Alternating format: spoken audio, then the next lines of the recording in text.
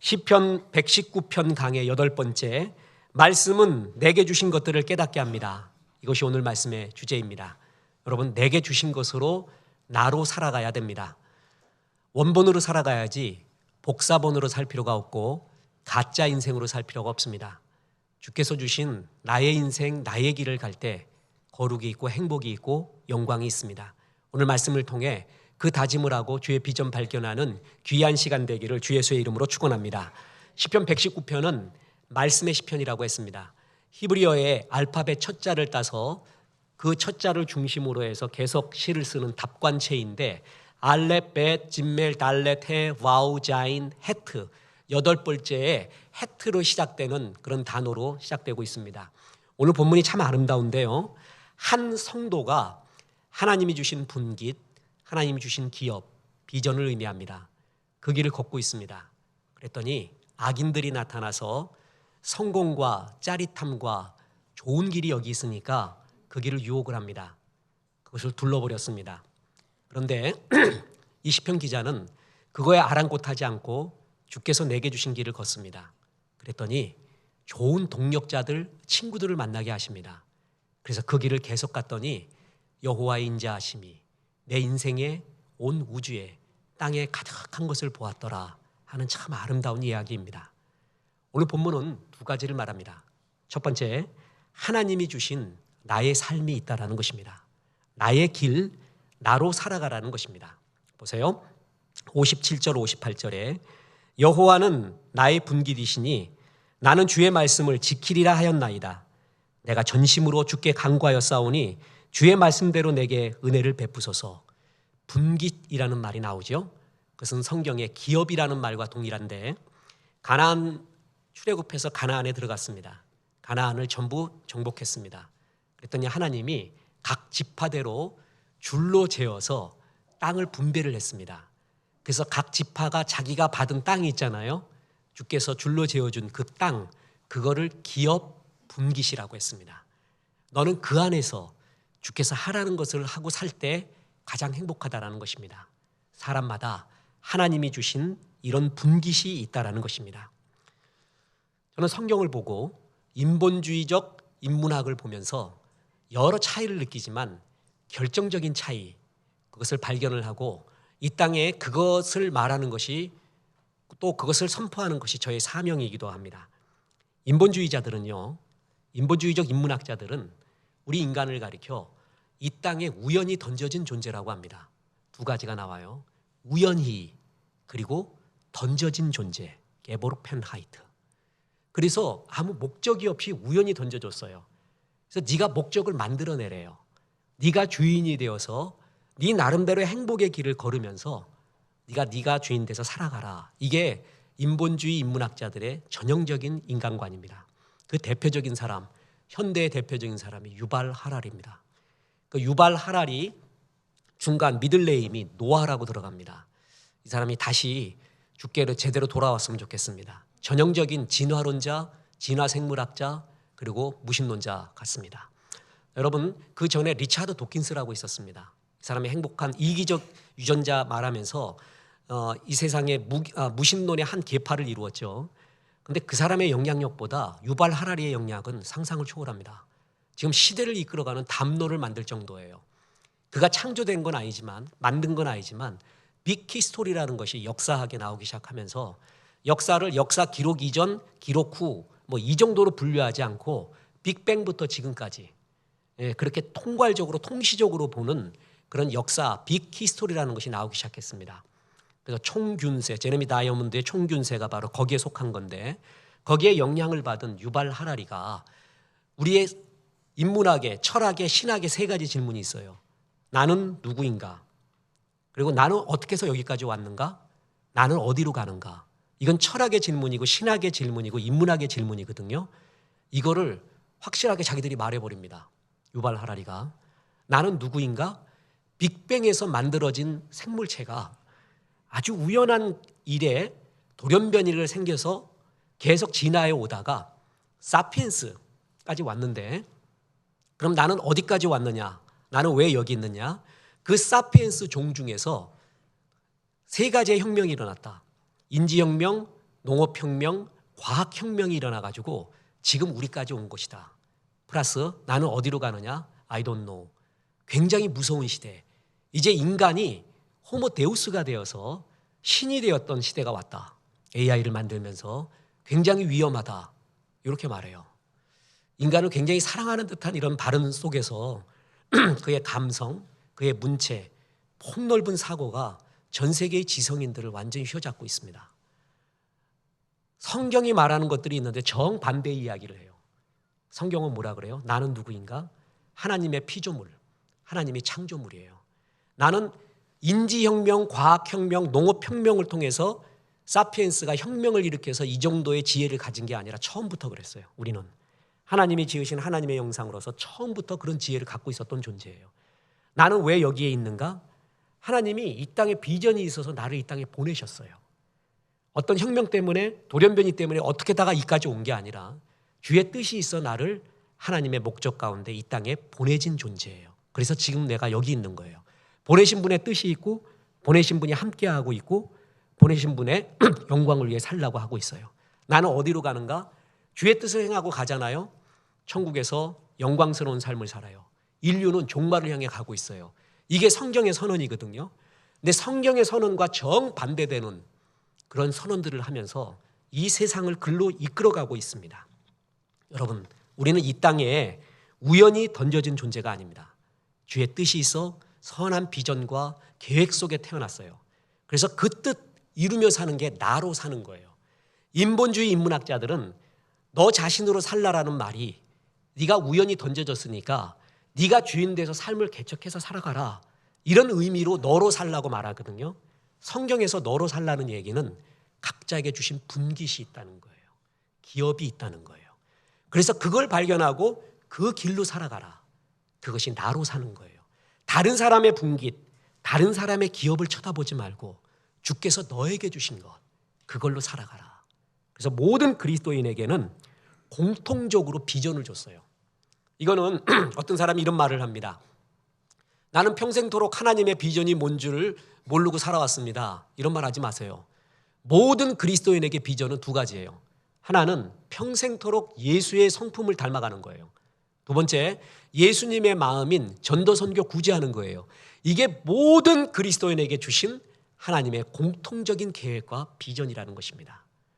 그 가운데서 이제 내가 발견해야 될 게 나의 재능이 뭐냐, 나의 환경은 뭐고, 나의 관심사는 뭐냐, 내가 이때까지 쌓아왔던 경험은 뭐냐, 그 속에서 이 하나님의 비전을 이루기 위한 구체적인 삶의 길을 발견하는 것, 이게 나의 특별 비전이라고 이야기합니다. 그래서 내가 잘하는 것이 있어요. 좋아하는 게 있고 잘하는 것이 있어요. 그리고 의로운 것이 있어요. 이거를 발견해 나면서 그걸 가지고 전도 선교 구제하고, 그걸 가지고 하나님 앞에 더욱더 내 성품이 주 예수의 성품으로 닮아가는 것, 그게 모든 성도에게 주어진 하나님의 공통적인 비전이라는 겁니다. 자, 성경을 보잖아요. 통독을 하잖아요. 여러분, 너무 많이 보지 말고 성경 내 나이만큼만 봐요. 그러면 돼요. 네 나이의 자랑이 뭐냐? 난 내 나이만큼 성경 읽었습니다. 그건 정말 뿌듯한 자랑입니다. 그러잖아요. 그럼 내 모습이 거기 있습니다. 나와 똑같은 사람이 거기 있어요. 이 사람이 실패하는 것이 내가 실패하는 거고요. 이 사람이 나와 성정이 비슷하고 환경이 비슷하고 체질이 비슷한 이 사람이 어떻게 하나님께 영광을 돌리는가가 성경에 다 나와 있어요. 아, 나는 이런 삶을 살 수가 있겠구나. 성경 속에서 나와 똑같은 사람을 보고 그 길로 달려가면 돼요. 위인전에서 찾지 마십시오. 우리나라의 철학가 중에 또 인문학 특강을 하는, 자기개발 특강하는 많은 사람들이 인문학과 동화의 폐해에 대해서 많은 얘기합니다. 저는 그거에 대해서는 굉장히 전적으로 동감합니다. 언젠가 보내주었던 경건 이메일, 거기에 보면 아인슈타인 위인전 읽고 난 다음에 좌절한 사람 이야기 나오죠. 왜 좌절하는 줄 아세요? 나는 아인슈타인이 아니에요. 그 사람의 길은 나의 길하고 다른 것이에요. 나는 하나님이 나에게 주신 길이 있거든요. 근데 위인전이 잘못하면 그런 길을 안 가면 내가 틀린 것 같이 여겨져요. 그 길이 정답인 것 같이 느껴지는 경우가 있습니다. 아닙니다. 하나님이 내게 주신 비전과 내게 주신 달려갈 길이 있어요. 그게 나의 분깃이에요. 그래서 그 분깃을 향해 달려갈 때 나는 행복이 있고 하나님의 영광이 임하게 되는 거예요. 성경을 통독하다 보면 내 길이 거기에 보입니다. 어떤 분이 자기는 비전 발견했다고 하면서 이런 비전도 있구나. 거기에 성경에 더디오라는 사람이 나와요. 서드, 세 번째라는 이름이거든요. 근데 어떻게 더디오 이름이 셋째가 있냐? 노예였어요. 노예. 근데 그 노예가 아마 자유인이 됐는지 어땠는지 모르겠습니다. 주님과 동행하게 돼요. 바울이 감옥에 갇혔거든요. 로마에 편지를 쓰는데 더디오가 그거를 대피를 해줍니다. 바울이 힘이 없었나 봐요. 그리고 눈에 안질이 있었는지도 모릅니다. 그래서 쓸 힘이 없었나 봐요. 그걸 대피를 해주는 게 더디오였어요. 근데 바울은 하나 신경질 안 내요. 왜 이렇게 더디 써? 더디오. 그러지는 않아요. 그냥 그의 역할을 충분히 주고 이 편지를 전달한 사람은 누군지 아세요? 베베라는 여자 집사예요. 여러분, 어떤 사람은 바울처럼 써요. 어떤 사람은 더디오처럼 써요. 어떤 사람은 베베처럼 써요. 다 역할이 있는 거예요. 이 모든 게 합쳐져서 그야말로 합력하여 선을 이루거든요. 내 경험, 체질, 은사, 좋아하는 것 모든 걸 살펴보면서 나는 주 앞에 이런 일을 할 수 있을 것 같다. 그걸 발견해 나가고 글로 가는 것이에요. 하나님 앞에서는 높낮이가 없습니다. 이 길이 행복의 길이에요. 그래서 누구에게나 주의 비전, 주의 분깃, 기업이 있다는 것을 아멘할 때부터 나의 삶이 시작이 되고 타오르기 시작하는 거예요. 두 번째 교훈이자 결론이 그겁니다. 나의 길을 갈 때 그게 바로 승리의 삶이라는 것입니다. 보세요. 64절에 여호와여 주의 인자하심이 땅에 충만하였사오니 주의 율례들로 나를 가르치소서. 이 길을 걸었더니 내 삶이, 내가 딛고 있는 이 땅이, 아니 내가 가게 될 영원한 그 땅이 여호와의 인자하심, 하나님의 영광으로 가득하다는 거예요. 참 삶을 돌아봤을 때 정말 영광스러운 삶이었어. 주의 사랑과 은혜가 충만한 삶이었어. 이런 고백을 하는 것처럼 멋있는 삶이 있을까요? 정말 이거는 멋진 사람이에요. 제가 참 좋아한다는 사명을 발견했다는 시편 16편 6절에도 이런 구절이 나옵니다. 내게 줄로 재어준 구역은 아름다운 곳에 있으며 나의 기업이 실로 아름답도다. 하나님이 줄로 재어준 구역, 내게 하라고 한 그 일이 정말 아름다운 길이야. 그 길이 정말 아름답구나. 그걸 발견할 때 다윗은 믹담, 시중의 시라고 하는 최고의 시를 쓰고 춤을 춥니다. 정말 이 길이 얼마나 좋은지 몰라요. 그 길을 걸었더니 여호와의 인자하심이 내 생애 가운데 가득하다는 거예요. 여러분, 이렇게 영광스러운 삶이 어디 있습니까? 시편 11편 3절에 보면 터라는 말이 나와요. 자, 중요한 구절이에요. 터가 무너지면 의인이 무엇을 하랴? 기준이라는 거예요. 터. 내 삶의 기준이 있거든요.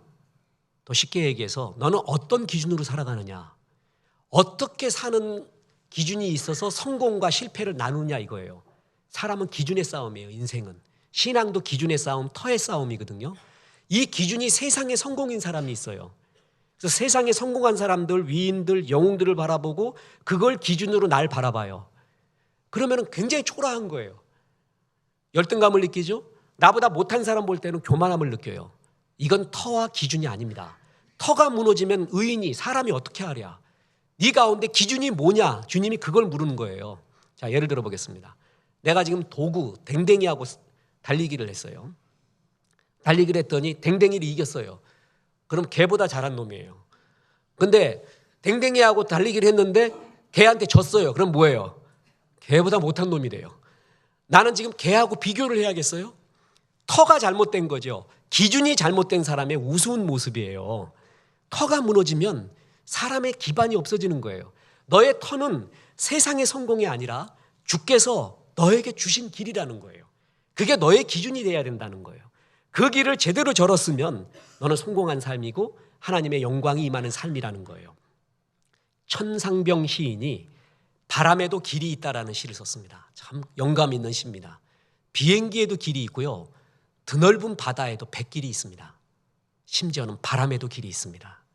사람에도 길이 있습니다. 나의 길, 그게 바로 비전이라는 것입니다.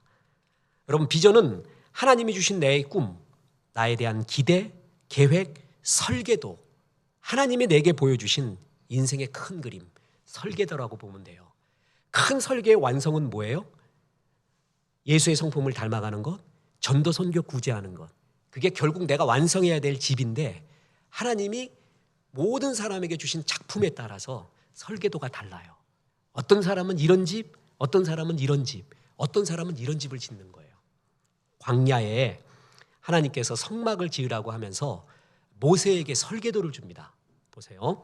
역대상 28장 12절에 또 그가 영감으로 받은 모든 것, 곧 여호와의 성전의 뜰과 사면의 모든 방과 하나님의 성전 곳간과 성물 곳간에 설계도를 주고 곳간의 설계도까지 줬어요. 그래서 이스라엘 백성이 성막을 완성했습니다. 그랬더니 너희가 최선을 다했구나. 다른 이방의 신전보다 더 멋지게 지었구나. 그래서 하나님이 축복한 게 아닙니다. 자, 보세요. 출애굽기 39장 42, 43절에 보면 여호와께서 모세에게 명하신 대로 이스라엘 자손이 모든 역사를 필하매 모세가 그 필한 모든 것을 본즉 여호와께서 명하신 대로 되었으므로 그들에게 축복하였더라. 여호와께서 명하신 대로 아까 그 전에 뭘 줬어요? 설계도를 줬단 말이에요. 그 설계대로 잘 되었기 때문에 축복한 거예요. 나의 삶의 기준, 성공과 실패의 기준, 터가 무엇이냐? 하나님이 나를 계획하신 그 비전의 설계도라는 것이죠. 주님은 그렇게 본다라는 것입니다. 그것이 잘 되었을 때, 그 설계대로 되었을 때 우리 주님께서는 축복과 영광이 임하는 삶이라고 나에게 말하는 거예요. 제가 설교 시간에 많이 소개했던 릭 워런 목사님이 목적이 이끄는 삶이 나오게 됐던 구절 다시 한번 소개합니다. 사도행전 13장 36절에 다윗은 당시에 하나님의 뜻을 따라 섬기다가 잠들어 그 조상들과 함께 묻혀 썩음을 당하였으되 이거를 NIV 영어 성경에 보면 For when David had served God's purpose in his own generation, David had served God's population. God's purpose. 하나님의 목적을 따라 섬겼대요. 킹 제임스 버전에 보면 The will of God. 하나님의 의지, 나를 향한 뜻, 그거를 had served. 그걸 섬기다가 평생 쫓아다 살았대요. 그래서 하나님은 다윗을 가리켜 뭐라 그래요? 내 마음에 합한 사람이다. 다윗이 사울보다 윤리 도덕적으로 더 뛰어난 사람은 아닙니다. 근데 그는 정말 주님의 말씀 안에 있었고요. 주의 설계도 안에 있었고 그 길을 벗어날 때 항상 회개하며 주의 말씀이 임할 때 주께로 돌아올 수 있는 사람이에요. 여러분 이렇게 하나님이 나에게 천국의 삶을 줬거든요. 그 길을 갈 때 천국이라고. 그런데 이거를 무너뜨리는 지옥이 있습니다. 우리가 인생에서 지옥을 체험할 때가 있어요. 언제인 줄 아세요? 주께서 내게 주신 분깃을 잊어버리고 비교하기 시작했을 때입니다. 비교 의식이 들면서부터 이 땅은 지옥으로 변하게 됩니다. 오늘 성경에 보면은 이 천국의 기쁨을 뺏어가는 악인들이 나를 항상 두르고 있대요. 보세요. 61절에 악인들의 줄이 내게 두루 얽혔을지라도 나는 주의 법을 잊지 아니하였나이다. 언제나 있습니다. 그 길 가지 마라. 세상의 영광을 보여주며 이 성공의 길이 여기 있다고 하면서 나에게 유혹하는 그 악인의 가치관, 줄이 항상 나를 두릅니다. 이거 없는 세대 없습니다. 여러분 거기서 그걸 바라보기 시작하잖아요. 그럼 그때부터 지옥으로 변하게 됩니다. 신앙은 시선입니다. 신앙은 바라봄이에요. 새벽기도 때 말씀드렸죠. 내가 오른쪽을 쳐다보는 순간 오른쪽으로 가는 거예요. 왼쪽을 쳐다보면서 왼쪽으로 가거든요. 시선부터 시작해요. 신앙은 시선이 하나님을 바라보는 거예요. 그래서 우리가 하나님께 드릴 수 있는 최고의 선물 중에 하나가 시선이에요. 하나님을 바라보는 시선. 그럴 때 하나님을 가거든요. 근데 그게 주께서 내게 주신 거예요. 그거를 벗어나서 악인들이 제시하는, 세상이 제시하는 성공과 가치관을 바라보기 시작하잖아요. 그때부터 내 터가 무너지고 그때부터 천국의 기쁨이 없어지고 지옥이 임하기 시작합니다. 여러분 오늘 주보에 보면 고래여 춤추지 말라. 반대의 글을 썼죠. 칭찬은 고래도 춤추게 한다. 아주 그냥 히트치는 책이었습니다. 고래는 춤추는 구조가 아닙니다. 근데 지극히 칭찬을 하면은 고래도 춤을 춘다는 거예요. 그래서 고래에게 쏟는 그 힘의 10분의 1을 사람한테만 쏟으면 사람도 축복이 임하고 웃음이 임할 거다. 이제 그런 주제이지만 그걸 패러디해서 바꾸면은요. 원래 고래는요. 춤추려고 존재하는 존재가 아니에요. 고래는 춤추는 존재가 아니에요. 바다에서 마음껏 유영을 할 때 그게 춤이요. 그게 신명 아닙니까? 고래를 춤추게 하려고 하면 안 돼요. 나는 춤추려고 고래로 태어났잖아요. 그럼 고래로 살아가면 되는데 나는 왜 쟤처럼 춤추는 고래처럼 춤을 못 출까? 그럴 필요가 없습니다. 근데 이 세상은 나로 살아가지 않도록 수많은 유혹을 줘요. 그래서 춤추게 만들어요. 세상에 춤을 추게 만들어요. 예수님 보십시오. 돌이 떡이 되게 해달라고 얘기하죠. 그러면 내가 하나님의 아들이라고 믿겠대요. 사단이. 주님은 안 만들었습니다. 사단은 뭐라고 말하냐면 돌이 떡에 되게 하는 행위를 보면 내가 하나님의 아들로 인정하겠다는 거예요. 예수님은 거기에 넘어가지 않습니다. 내가 돌로 떡을 만들어도 하나님의 아들이고 만들지 않아도 하나님의 아들. 그런 존재성이 있었습니다. 존재의 프라이드가 있었습니다. 그랬더니 마귀가 성전 꼭대기에 예수님을 데리고 가더니 뛰어내리래요. 점프하래요. 그럼 천사들이 받쳐줄 거야? 그러면 너는 지저스 크라이스트 슈퍼스타가 되는 거야. 광고는 나한테 맡겨. 내가 제1기획 이노레드보다 훨씬 뛰어난 광고 회사를 갖고 있으니까 너를 슈퍼스타로 만들어줄게. 여러분 이게 세상의 유혹이 악인이 나를 둘러서 하나님의 목적이 아닌 세상의 선곡으로 내 눈을 돌리는 겁니다. 예수는 거기에 넘어가지 않았습니다. 그래서 슈퍼스타가 되었다고 치면은요, 그는 얼마나 비참한 인생, 주의 뜻을 이루지 못하는 인생이에요. 이런 사람의 대표적인 게 누구냐면 사울 왕입니다. 사울 왕은 이스라엘 초대 왕으로서 주께서 기대가 많았습니다.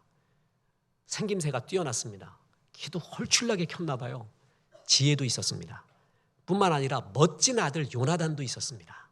요나단이 얼마나 멋진 아들이에요. 그 요나단의 절친인 다윗도 있었어요. 모든 자원을 갖고 있었던 사람이에요. 왕이 되었던 사람이에요. 그래서 요나단의 절친이었던 다윗이 골리앗을 이기고 나니까 여인들이 창화하며 노래하면서 자 뭐라고 얘기했어요? 사무엘상 18장 7절 8절에 여인들이 뛰놀며 노래하며 이르되 사울이 죽인 자는 천천히요 다윗은 만만히로다 한지라 사울이 그 말에 불쾌하여 심히 노하여 이르되 다윗에게는 만만을 돌리고 내게는 천천만 돌리니 그가 더 얻을 것이 나라 말고 무엇이냐 하고 그날 후로 사울이 다윗을 주목하였더라. 자 여러분 하나님이 내게 주신 사명을 보지 않고 갑자기 다윗을 쳐다봅니다. 그리고 저희가 더 많이 사람을 죽였다고 노래하는구나. 그러면서 그러면 내 나라까지 빼앗겠구나. 누가 그런 말 했어요?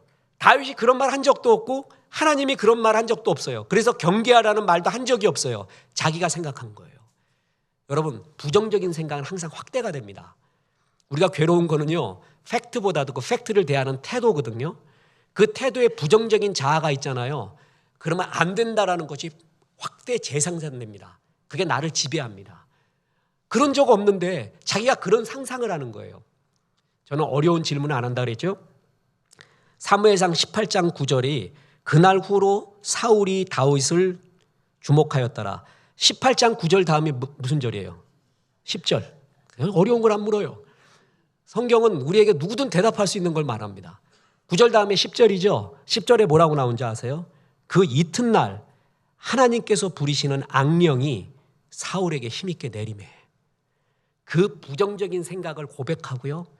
거기에 내 마음을 뺏겼어요. 내 터가 무너졌어요. 기준, 하나님이 내게 주신 그 기준이 무너지고 다른 걸 바라볼 때 악령이 내리기 시작합니다. 그때부터 사울의 인생은 지옥의 인생이 됩니다. 여러분, 하나님이 내게 주신 것, 다윗은 반대였습니다. 다윗이 골리앗 앞에 나가려고 하자 사울 왕이 자기의 갑옷을 줍니다. 그랬더니 다윗이 뭐라는 줄 아세요? 이건 나한테 맞지 않습니다. 나한테 물맷돌이 있습니다. 그게 멋진 선언이에요. 누가 봐도 갑옷이 최고의 성공이고 나를 보호해 주는 거거든요. 근데 다윗은 갑옷은 나한테 안 맞는데요. 나한테는 하나님이 주신 물맷돌이 있대요. 이게 다윗의 선언이고 주께서 내게 주신 것으로 달려가는 다윗의 모습이에요. 누가 봐도 갑옷이거든요. 그게 성공이거든요. 근데 그게 나한테 맞지 않대요. 나한테는 물맷돌이 주님이 주신 거래요. 니체의 자라투스트라는 이렇게 말할 때 보면은 니체가 사람을 세 동물에 비유해서 이렇게 말해요. 처음엔 낙타 단계, 짐을 잔뜩 맨 단계, 그 다음에 사자, 자아가 생기며 힘이 생기는 단계, 마지막 단계가 최고인데 어린아이와 같은 단계, 천진난만함, 자기 자신의 모습으로 살아가는 모습, 어린아이의 단계가 최고라는 거예요. 그 인사이트가 맞습니다. 다윗은 어린아이 같았습니다. 다윗성 시온성으로 예루살렘 성으로 법궤가 들어오자 그는 정말 어린아이와 같이 춤을 춥니다. 저는 이번 특별 새벽기도 때 그 어린아이 같이 울부짖는 성도, 어린아이와 같이 춤을 추고 찬양하는 성도 보고 나도 정말 그렇게 주 앞에 드리면서 얼마나 좋고 기뻤는지 자아가 부서지고 감정도 드리면서 주 앞에 뛰놀 수 있는 어린아이의 심성, 천국은 어린아이의 것과 같다니. 이때 왜 그게 가능하느냐? 주께서 내게 주신 것을 바라볼 때예요. 그러면 천진해져요. 심플해지고 자신이 생겨요. 남을 의식하고 그 기준이 남의 성공이 되잖아요. 그럼 사울과 같이 초조하고 불안해집니다. 감사도 행복이 없어집니다. 그리고 내 삶이 무너져가고 죽음이 임하게 됩니다. 그래서 로마서 8장 6절에 보면 육신의 생각은 사망이요 영의 생각은 생명과 평안이니라. 육신의 생각, 이거는 내 속에 있는 죄성을 쫓는 생각, 세상의 기쁨과 성공을 쫓는 생각, 그건 결국은 두려움과 수치와 괴로움으로 임해요. 그러나 영의 생각, 생명과 평안이라. 우리가 정말 얻고 싶은 게 생명의 삶, 그리고 마음의 평안 아니에요? 영의 생각, 주께서 내게 주신 하나님의 마음, 하나님의 생각, 하나님의 마음이 나에게 임하고 그 길을 쫓잖아요. 그럼 주님이 주시는 최고의 선물이 생명과 뭐라고요? 평안이에요. 여러분, 이때 자유가 있고 영광이 있습니다. 이 길을 가잖아요. 그럼 하나님이 동력자와 친구를 준다는 거예요. 보세요. 63절에 나는 주를 경외하는 모든 자들과 주의 법도들을 지키는 자들의 친구라. 이런 마음, 이런 사명의 마음을 품은 자들을 보이기 시작해요. 그들과 동력하기 시작해요. 지독하게 친구 없는 사람이 있습니다. 이기적인 사람, 자기 욕심만 바라는 사람, 그리고 자기가 항상 스승이 되려는 꼰대. 여러분, 이런 사람들은요 친구 없습니다. 친구를 사귀는 법도 몰라요. 그런데 하나님의 마음을 품은 사람이 있어요. 스펀지 같아요. 주의 은혜를 그렇게 잘 흡수해요. 나도 그런 마음인데 동력이 시작이 돼요. 친구가 생겨요. 외롭지 않아요. 그런 삶을, 주의 비전의 삶, 동력의 삶을 끝까지 살았더니 주께서 주시는 우리의 선물 64절, 여호와여 주의 인자하심이 땅에 충만하여 싸우니. 하나님, 내 삶이, 내 현실이, 내 앞으로 갈 길이 주의 영광과 인자하심이 충만합니다. 여러분, 이것처럼 영광스러운 삶이 어디에 있습니까? 우리나라 사람들이 제일 좋아하는, 비평가들과 또한 우리의 일반 독자들이 제일 좋아하는 시가 김춘수님의 꽃이라는 시입니다. 그 꽃의 마지막 구절이 뭐라고 나오냐면 우리들은 모두 무엇이 되고 싶다. 나는 너에게, 너는 나에게 잊혀지지 않는 하나의 의미가 되고 싶다. 내 삶이 의미 있는 삶이었나? 보람 있는 삶이었나? 생존을 위한 삶이었나? 내 자랑을 위한 삶이었는가? 시간 지나보면 압니다. 근데 저 사람의 삶은 다른 사람이 보기에 참 의미 있다고 말해요. 내가 날 봐도 의미 있다고 말해요. 주님이 날 봐도 참 의미 있는 삶, 그 의미 있는 터가 뭐예요? 기준이 주께서 내게 주신 사명, 그 길을 걸었는가? 그랬을 때 참 의미 있게 살았고 내 삶의 완성이 되었을 때 우리 주님께서는 주의 설계도대로 되었구나, 얼마나 기뻐하는지 모릅니다. 윤동주님의, 우리 서시를 많이 알고 있는데 십자가라는 시가 있습니다. 거기에 이런 구절이 나옵니다. 쫓아오던 햇빛인데 지금 교회당 꼭대기 십자가에 걸렸습니다. 첨탑이 저렇게도 높은데 어떻게 올라갈 수 있을까요? 종소리도 들려오지 않는데 휘바람이나 불며 서성거리다가 괴로웠던 사나이 행복한 예수 그리스도에게처럼 십자가가 허락된다면 모가지를 들이우고 꽃처럼 피어나는 피를 어두워가는 하늘 밑에 조용히 흘리겠습니다. 이 윤동주는 저는 서시보다 이걸 더 좋아해요. 이유가 예수님의 십자가를 그는 행복한 십자가라고 말해요. 원래 십자가는 로마의 형벌 중에 최악의 형벌 중에 하나거든요. 매달려가고 극심한 추위와 목마름, 새가 몸을 쪼아먹는 육체적인 아픔, 금방 죽이지 않고 최대한 오랫동안 나버려둬서 고통을 극심하게 느끼게 하는 체벌 있잖아요. 십자가에 매달린 채 지나가는 사람들에게 마음껏 돌팔매를 던지게 합니다. 그리고 욕을 하게 합니다. 아픔과 모욕, 이 모든 것이 있는 게 십자가예요. 그래서 괴로운 십자가, 괴로웠던 사나이, 그건 이해가 됩니다. 그런데 시인은 예수님을 행복한 예수 그리스도에게처럼 그는 십자가가 행복했대요. 그 이유가 뭐예요? 십자가의 의미를 알기 때문에 그래요. 이게 나의 주님이 내게 주신 주의 길인 걸 알았어요. 이 십자가의 죽음으로 많은 영혼들의 죄 사함을 받고 그가 하나님의 자녀가 되고 주께로 돌아오는 역사가 그때 이루어지잖아요. 예수님은 이걸 알았다는 거예요. 그래서 남들이 보기에 힘든 길이었어, 어려운 길이었어 라고 말할지 몰라도 예수님은 십자가에서 참 행복했다라는 것이에요. 저는 윤동주님의 시 중에 이걸 제일 좋아합니다. 그렇습니다. 주께서 내게 주신 길, 누구든지 나를 따라오려거든 자기 십자가를 지고 자기를 부인하고 자기 십자가를 지고 나를 쫓아올 거라 그랬잖아요. 이때 십자가를 우리는 풍류법으로 잘못 알아갖고 힘든 거, 예수 쫓아가면 힘든다 이렇게 알아요. 그래서 스님들까지도 김스님 당신이 십자가죠 이런데요. 십자가를 어떤 힘든 일의 상징으로 본대요. 그게 아니에요. 예수님에게 있어서 십자가가 뭐죠? 또 will of God, 하나님의 의지 뜻이었어요. God's purpose였어요. 그렇듯이 자기 십자가가 있대요. 자기를 향한 God's purpose가 있다는 거예요. 그게 자기 십자가의 의미예요. 우리는 고통의 삶, 누구든지 어떤 사람은 아들 때문에, 어떤 사람은 돈 때문에, 어떤 사람은 육신 때문에, 어떤 사람은 관계 때문에 항상 우리는 자기 십자가가 있다 그렇게 생각해요. 그 의미가 아니에요. 하나님이 예수님의 십자가가 하나님의 뜻이듯이 모든 사람에게 자기 십자가, 하나님의 뜻이 있다는 거예요. 누구든지 나를 따라오려거든 내가 부인되고 하나님 말씀을 받으면서부터 자기 십자가가 보이기 시작해요. 나를 향한 하나님의 뜻, 그때부터가 타오르고 제자의 삶을 산다라는 것입니다. 오늘 시편 기자가 그 얘기를 합니다. 하나님이 내게 주신 분깃, 영원한 하나님의 기업, 그 길이 아름다워. 그 길을 쫓아가는데 악인들이 수없이 끈을 두르면서 이 길이야 이 길이야 하면서 세상 선곡과 욕정의 길들을 보여주고 있다는 거예요.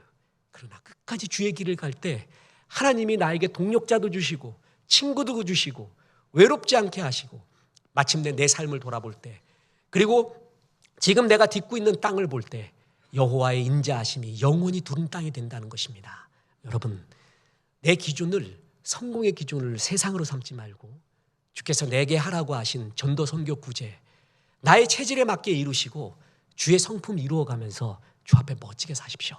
그래서 천국의 삶 사십시오. 그래서 마침내 승리의 삶을 살아서 많은 영혼을 주 앞으로 돌아오게 하는 데 쓰임받는 복의 통로 되시기를 주 예수의 이름으로 축원합니다. 기도하겠습니다. 하나님 감사합니다. 오늘 우리에게 하나님의 분깃, 하나님의 비전, 계획이 있음을 말씀해 주셔서 감사합니다. 주님, 세상의 성공과 세상의 이야기가 우리를 가득 두르고 있지만 주의 길을 걷겠습니다.